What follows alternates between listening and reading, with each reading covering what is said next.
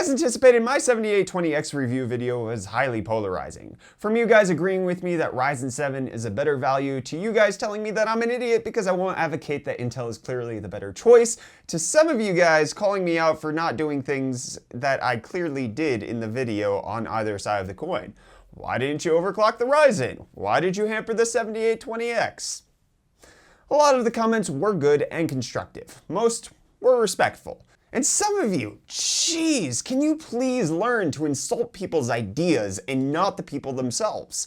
Disagree with me, disagree with other people in the comments, and let's have a civil, intelligent discussion about all of this. As soon as you start calling people idiots or insulting them personally in other ways, there's no hope for proper dialogue. Whether you're on AMD's side or Intel's side, as soon as you start going towards personally debasing others, I'm going to remove you from the discussion regardless of how valid your points are. People are much more valued than your opinions. Anyways, aside from the outlier of the individuals who couldn't keep the discussion civil, I wanted this video to serve as a sort of comment response to the most common and most important points that you guys raised in the comments in my 7820X review. I hope that this will be helpful for further dialogue for us and to get a better understanding about how I approach this review, but also how I approach reviews altogether. Alrighty, we good to start working through this? Let's get into it. So, one of the more prominent ideas that you all had is that anyone who would be buying an 8-core processor won't be concerned with pricing, and simply just wants the best. Or alternatively, that these Intel CPUs are high-end desktop components, and therefore it's like comparing a Ferrari or Lamborghini to a Corvette or Viper. All of those cars are insanely fast, but 2 are about prestige, status, and having the best, and 2 are about better value. I get those arguments. I understand where you're going with all of that. And I disagree with those ideas for a few different reasons. Not because they're wrong, but because I see them as missing the point. Firstly, I think that these are flawed arguments because they're stuck in the old paradigm of Intel being the only one who had relevance in the high core count, high-end CPU market. Intel definitely did have that market absolutely cornered for the longest time and got to charge a massive price premium for it. $1,700 for a 10-core CPU in the 6950X, $1,000 for an 8-core CPU in the 6900K. They were definitely the peak that you could get because your alternative was the 8-core FX series, which is kind of like someone painting their car to be Ferrari red. Sure, you have the slightest resemblance to what that supercar is, but you have nothing of where it counts. Ryzen 7 changed all of that.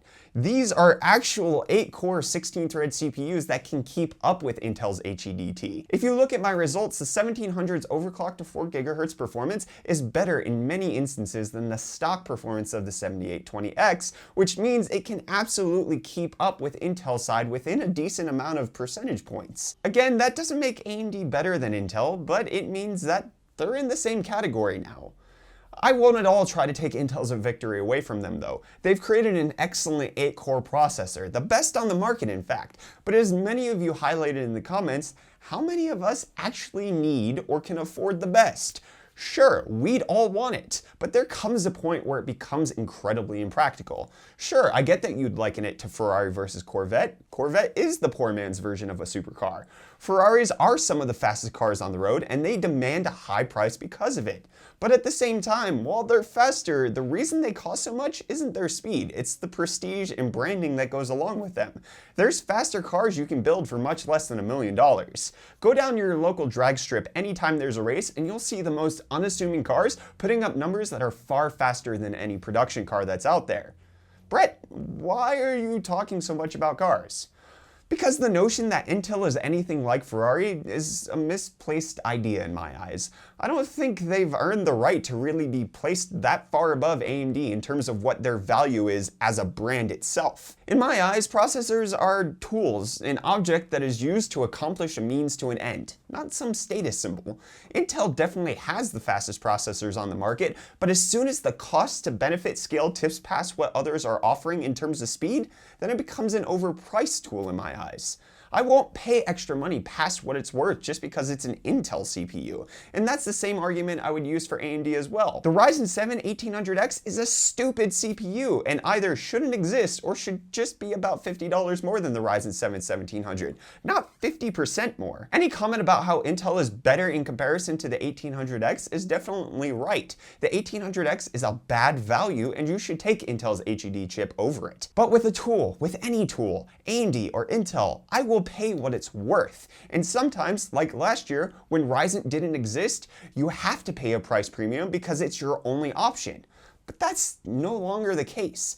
For a 20 to 40% performance increase with Intel's CPUs, I should definitely have to pay a price premium. I'm not arguing that. Paying 50% more isn't out of the question for me for that type of processor. But 100% more than the Ryzen 7 1700? No chance I'd ever pay that if the performance isn't at least 70% better. That's also why I continuously mention in the video that if you know you need the extra IPC, extra clock speed, and extra memory channels, then you can't do better. You have no other choice and you should buy the i7-7820X. But I don't think that's the majority of end users out there, and I also don't think that represents most of my audience. I think for the most of us, there's the balance of the desire to have the best and then also spending our money wisely. I understand that some of us need to have the best, no questions asked, no cost too high, no stone unturned, and there's the definite option for that with Intel. However, many of us are much more financially restricted and therefore financially conscious about what we spend our money on, and Ryzen 7 allows us to get performance that's reasonably similar to Intel's high-end desktop line. And that's the premise that I really took towards my review. What affects most of us? What is the typical user scenario here? What would I personally do? And I hope that came across. Which then let's look at some of your comments about the added cost of Intel's X299 platform. There's a lot of valid points there. Not only is the CPU double the price, but then the motherboards with similar features to AMD's platform are also at a higher cost. Again, some of that higher cost is justified. It's a better platform than X370, so it should cost more, but definitely not 33% more IMO, as is the case between the ROG Strix X299 and the X370 Crosshair 6 Hero from ASUS. It's not the biggest issue, but it's a point.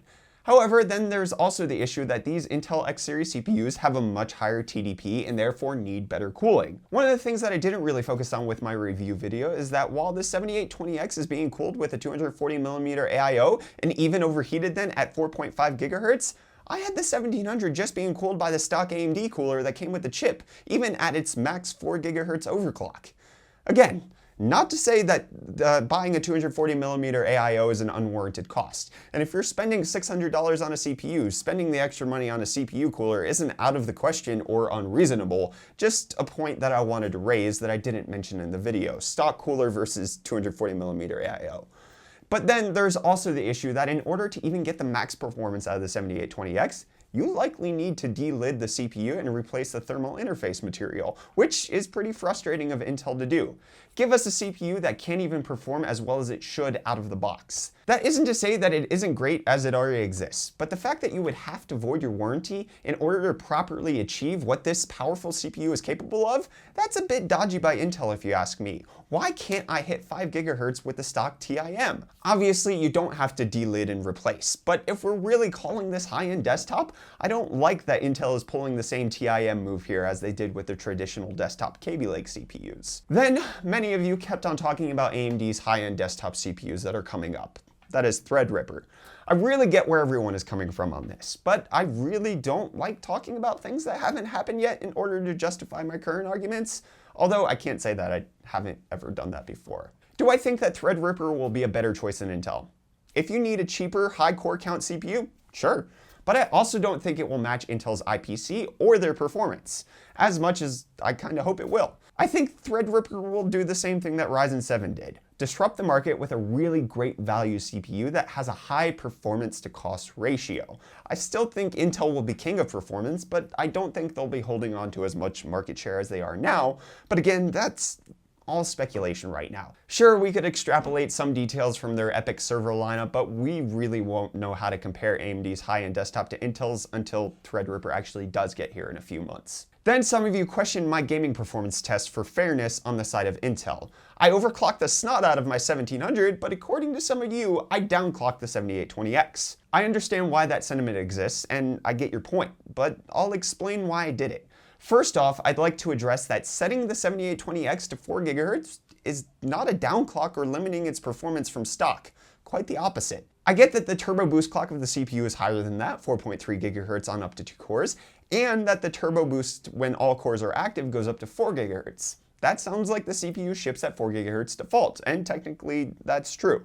However, with turbo boost, the frequencies fluctuate and results in slower performance in gaming benchmarks. Anywhere from a 4% difference with the GTA 5 average frame rates all the way up to a 27% difference in the Ashes of the Singularity CPU frame rate.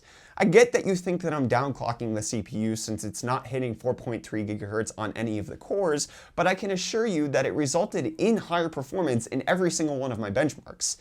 If you would want to criticize me for not setting the 7820X to the max 4.5 GHz overclock. I understand that criticism.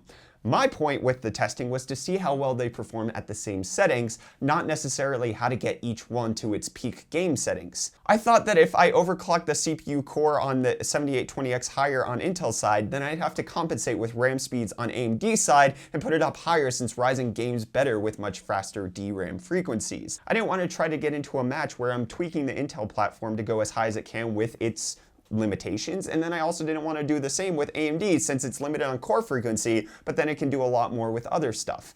I just wanted to keep it all at the same settings. And that should also answer some of your questions about why the RAM speed is so mediocre on Ryzen. I decided to keep it at a flat, achievable profile for most people since high-speed RAM isn't a guarantee for everyone's system. So a nice mid-tier speed with some easily achievable timings to make it a more generally appealable benchmark rather than trying to find the optimal performance on AMD's side. I didn't want to stack the deck on either side, but rather see how each performed at similar and relatively generic settings. So a flat 4 GHz overclock on the 7820X and a standard 2666 MHz memory for the 1700. Should I benchmark that way? It's definitely up for debate. I don't think that the way I did my review is the be-all end-all for how these things should go. I wanted to add my perspective to the equation with the test that I thought would be the most relevant for me and therefore the majority of my audience. If you don't agree with how I ran the test, that's fine. And you're welcome to let me know what you would prefer that I do differently. I'm not at all opposed to that. I'm always looking to modify, adjust, change, and improve how I do things on this channel to hopefully be of more value to you. I definitely appreciate when we all have a discussion in the video comments and you tell me what I could be doing differently, because I always think those things over and I always want to make my videos better for everyone. Anyways, I'm going to wrap it up there. Let me know what you all thought of this type of comment response video where I go a bit more in depth on certain aspects of my thought processes and therefore video processes. There's definitely a lot that I leave out in order to make sure everything fits nicely into a roughly 10-minute long video. So it felt good for me to be able to just kind of go through it with you guys in a separate video. Again, let me know if you liked it, you loved it, you hated it, think there should be a different format, whatever it is, hit me up in the comments down below. I definitely want to talk to you guys about that. Anyways, I'm Brett with the UF Disciple channel. Thank you so much for watching, and I'll see you guys in the next video. Cheers. Oh, and by the way, thank you for 16,000 subscribers.